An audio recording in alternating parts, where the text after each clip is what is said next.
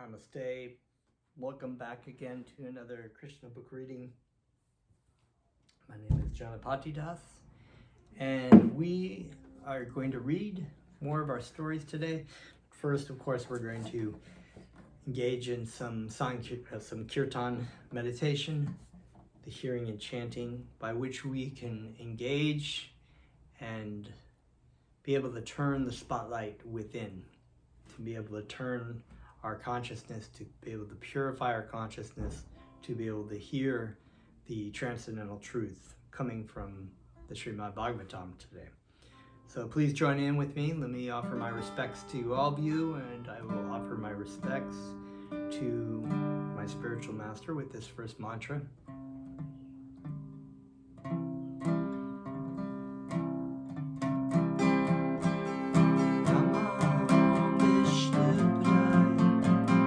Krishna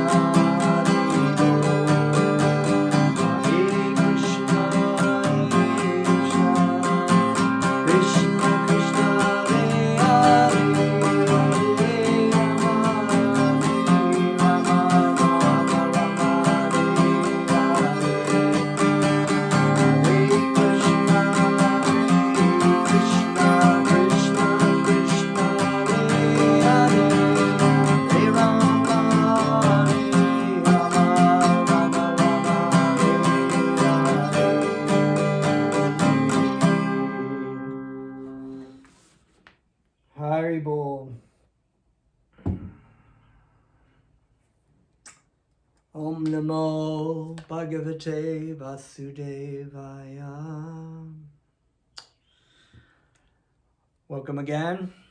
And we are going to get right back into our stories here. As we were reading last time, we read about so many things. Let me just go back here and check. I believe we were reading about Denakasura, or maybe I'm a little bit mistaken. Oh, no, right? We had read that before. We're actually at the story of Kalia, the Kalia Serpent. And so the Kalia Serpent had moved to the river Jamuna near Vrindavan because of ultimately a fear of the bird carrier Vishnu, Garuda. And there's a whole backstory of that. Basically, Garuda and the Kalia had a conflict of interest. The Garuda had been stealing fish in the Naga. He was stealing fish, but also stealing snakes and things that birds like to eat, of course. And they made a deal. Lord Brahma had basically made a deal with the Naga in the Naga. This is the Naga planet where there's a snakes. Made a deal with that basically Garuda would be given an offering sacrifice of a snake every year. And Kalia is a very powerful snake, and he got envious of the fact that Garuda was eating the snake, so he started eating the sacrifices for Garuda. And of course, Garuda got really, really mad and attacked. They had a fight with Garuda, and he basically started defeating Kalia, and Kalia left out of fear and came to the river Jamuna. So there's a lot of other parts of that story. I believe they touch about it a little bit here in this, and it's also in the Srimad Bhagavatam as well, a little bit. So, of course, Krishna had come out to protect his devotees and the residents of Vrindavan, and had jumped into the river from the tree and basically got wrapped up by the snake, by the Kalia snake, and was wrestling with the snake and making it look like, oh, the snake had the power. Because, Krishna, he likes to play, okay, I'll pretend like my opponent can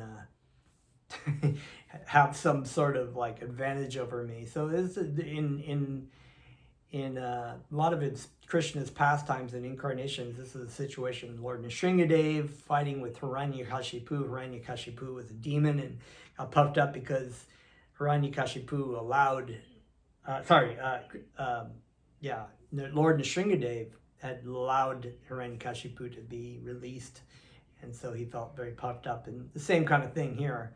And many other situations, like we'll get in the Krishna story here with Krishna wrestling with the wrestlers, Krishna and Balaram wrestling with the wrestlers in Mathura later on in the Krishna book. When Mother Yashoda arrived, okay, so all the residents all the cowboys are like, oh, they're like dying because they're afraid Krishna's gonna die out there in the water. When Mother Yashoda arrived, she wanted to enter the river Jamuna, and being checked, she fainted. So she's like, I got to go out and save my boy. She's going to go out there and fight the serpent herself. And they're like, no, wait, don't go out there. Don't go out there. And then she's like, so just very typical. Mothers will run into burning houses for their babies. They're very, very protective of their children. And they just they'll do what whatever, suddenly they have superhuman strength. They'll run over broken glass or if situation, whatever the situation is. She wanted to run out into the river Jamuna with this killer snake out there to save Krishna from being, tied up by him. Other friends who were equally aggrieved were shedding tears like torrents of rain or waves of the river. But in order to bring Mother Yashoda to consciousness, they began to speak loudly about the transcendental pastimes of Krishna. Mother Yashoda remained still, as if dead, because her consciousness was concentrated on the face of Krishna. She was having this moment of samadhi. She was just completely immersed in Krishna. Nanda and all others who dedicated everything, included their lives to Krishna, were ready to enter the waters of the Jamuna. Everybody was like, all the coward men were like, okay, we got to deal with this.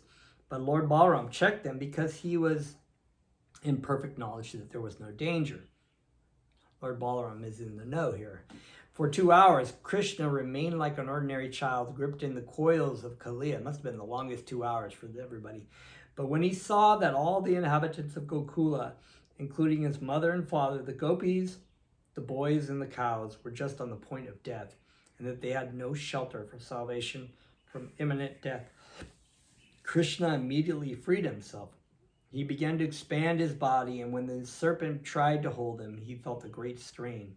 On account of the strain, his coils slackened, and he had no other alternative but to let loose the personality of Godhead Krishna from his grasp. Kalia then became very angry, and his great hoods expanded. He exhaled poisonous fumes from his nostrils. His eyes blazed like fire, and flames issued from his mouth. The great serpent remained still for some time, looking at Krishna. Licking his lip with bifurcated tongues, the serpent looked at Krishna with double hoods, and his eyesight was full of poison. Krishna immediately pounced upon him, just as Garuda swoops upon a snake. Thus attacked, Kalia looked for an opportunity to bite him, but Krishna moved around him. As Krishna and Kalia moved in a circle, the serpent gradually became fatigued, and his strength seemed to diminish considerably. Krishna immediately pressed down on the serpent's hoods and jumped up on them. The Lord's lotus feet became tinged with red from the rays of the jewels on the snake's hoods. Then he, who is the original artist of all fine arts, such as dancing, began to dance upon the hoods of the serpent, although they were moving to and fro. Upon seeing this, denizens from the upper planets began to shower flowers, beat drums, play different types of flutes, and sing various prayers and songs. Of course, Krishna is the greatest artist, so he's the greatest dancer. Of course, they're just like, oh, this is wonderful, watching Krishna dance on the hoods of the snakes. In this way, all the denizens of heaven, such as the Gandharvas, Siddhas, and demigods, became very pleased. While Krishna was dancing on his hoods, Kalia tried to push him down with some of his other hoods. Kalia had about 100 hoods, but Krishna took control of them.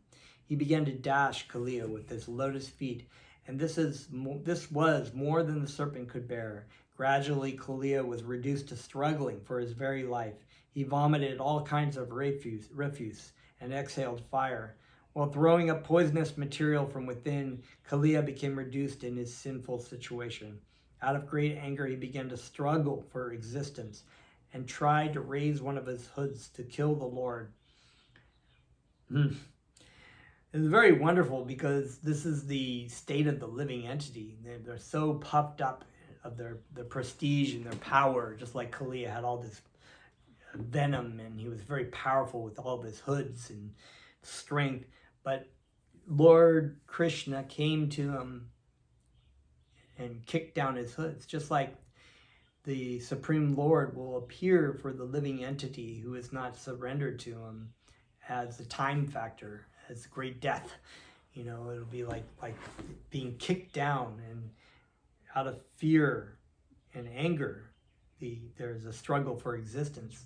The living entities at the time of death, it's a horrifying experience. They struggle for existence. The Lord immediately captured that hood and subdued it by kicking it and dancing on it. It actually appeared as if the Supreme Personality of Godhead, Vishnu, was being worshipped. The poisons emanating from the mouth of the serpent appeared to be like flower offerings. Kalia then began to vomit blood instead of poison. He was completely fatigued. His whole body appeared to be broken by the kicks of the Lord. Within his mind, however, he finally began to understand that Krishna was the Supreme Personality of Godhead, and he began to surrender unto him. He realized that Krishna was the Supreme Lord, the master of everything. So he had some intelligence. He's like, okay, I get it now. So in a state, people who have some intelligence in their existence may live as atheists their whole life. and in fear of being kicked down and beaten by material life, they come to understand that there is no one to surrender to but God. And so they surrender to God. They take shelter of God, and that is their greatest fortune. Some people don't. They're too envious and full of pride that even in their state of dying, they die like an animal, and they're reborn, and they have to deal with the punishment for their sinful activities in their life.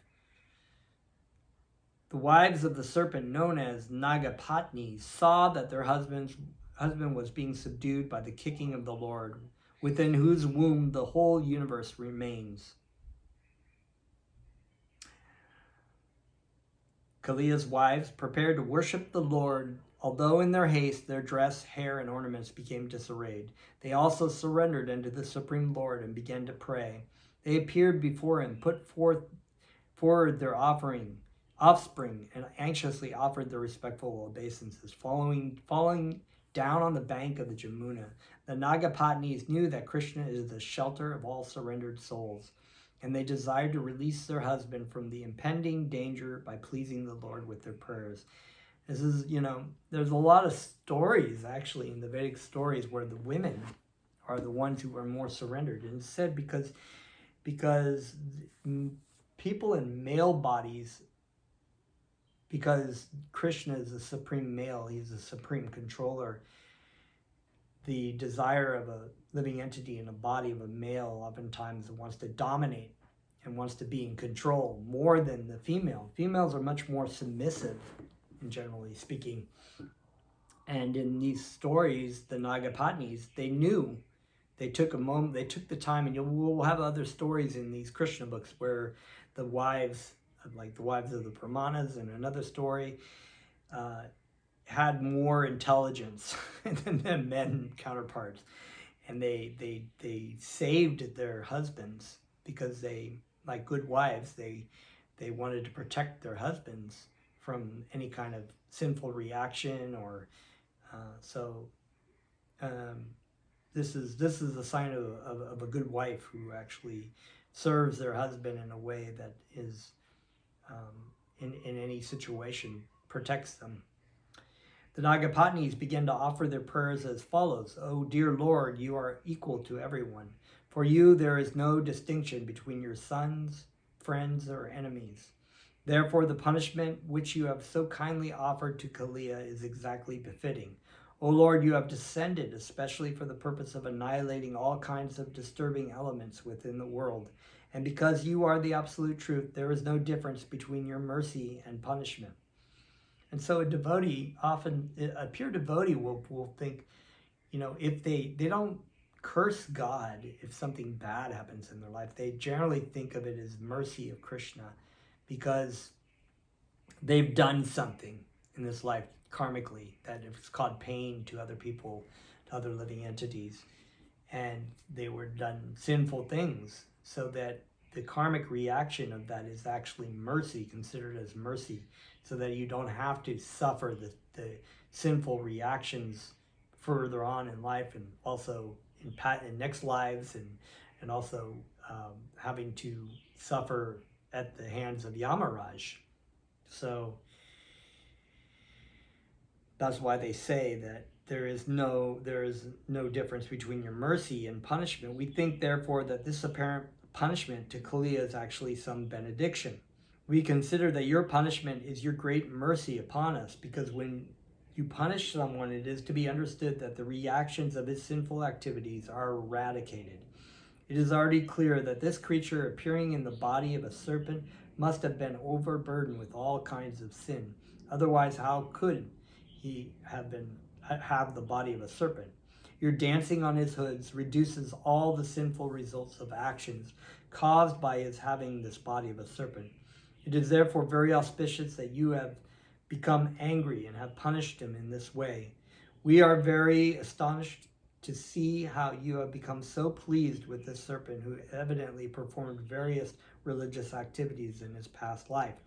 Everyone must have been been pleased by his undergoing all kinds of penances and austerities, and he must have executed universal welfare activities for all living creatures. So the greater understanding of this, just like in Putana, some are some of the stories of Nalakuvara and Manigriva, the sons of Kuvera, who were forced to take the forms of trees for so long, were actually benedictions and not punishment, because they were able to see firsthand the beauty of Krishna, be able to be touched by Krishna.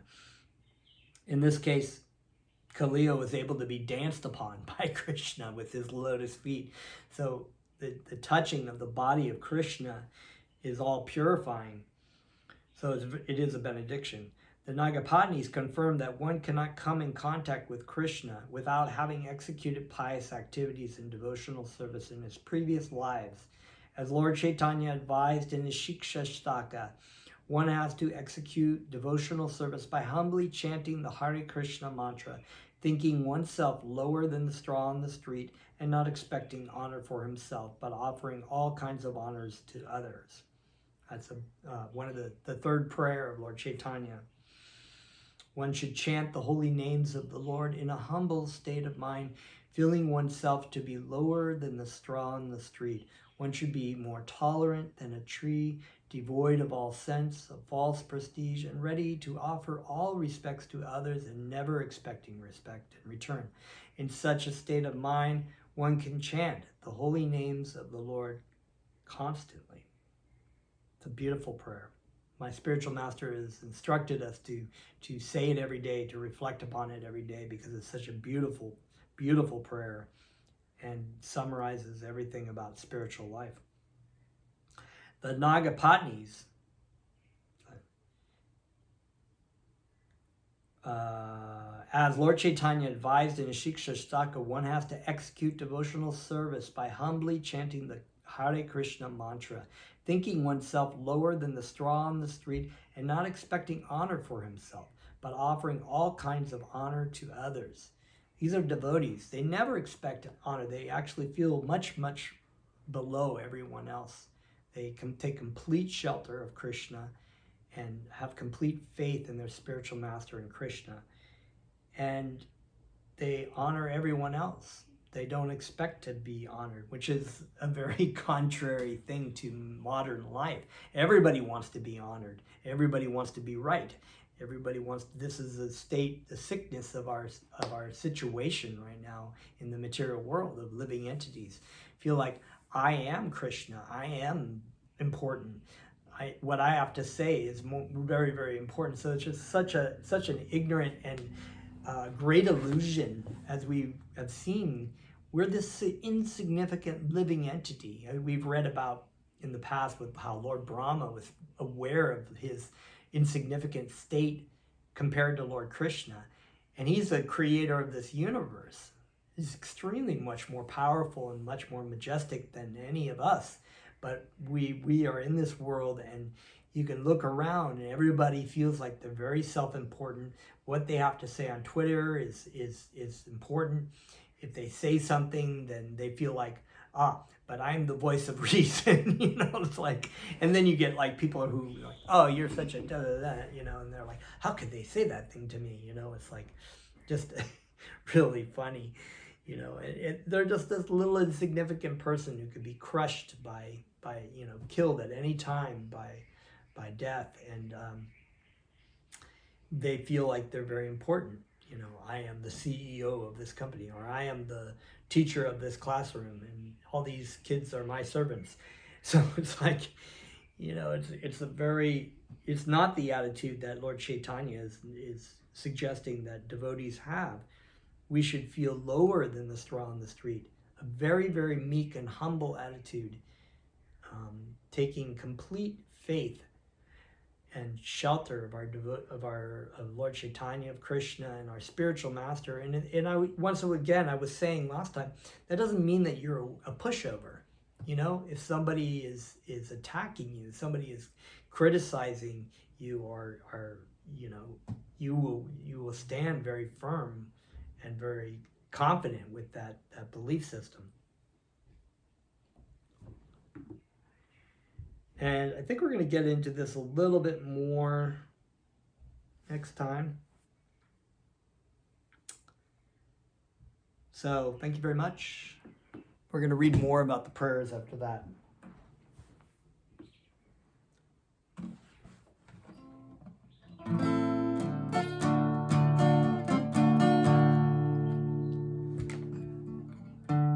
Hare Krishna, Krishna, Krishna Krishna, Hare Hare, Hare Rama, Hare Rama, Rama Rama, Hare Hare. Hare Krishna, Krishna Krishna, Hare Hare, Hare Rama, Hare Rama, Rama Rama, Hare Hare. Hare Krishna, Krishna Krishna, Hare Hare, Hare Rama, Rama Rama, Hare Hare.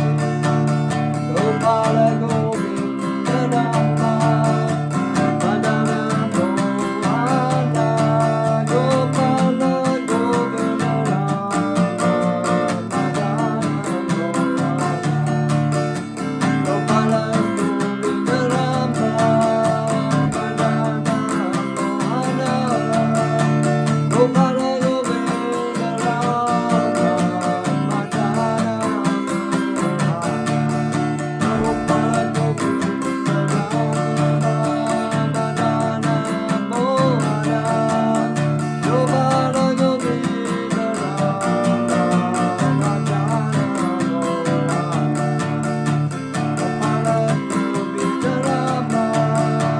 Madana Mohana.